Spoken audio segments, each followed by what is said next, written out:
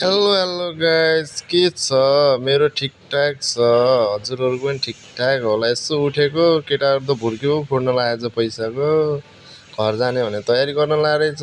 त्यसै बेलामा हतार हतारमा फोडेर त्यसपछि अनि केटाहरु त गर्न थालिहाल्यो। झ्याम्की झ्याम फालेर बसेर टक्कर गर्न लाग्यो। एकजनाले नसकेर त्यहाँ साथीहरुले फेरि गर्न लागेको रहेछ। आफू चाहिँ भर्खर उठेको थिएँ। फेरि अनि यसो भिडियो बनाइदिउँ भनेको थिएँ।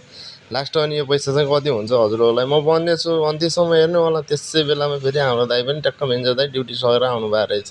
ओ भाइ भन्नुभयो। त्यहाँ चाहिँ अब पैसा पनि सकेको थियो अनि सिलिङ पनि त गर्नु पर्यो अब कति छ भनेर होइन।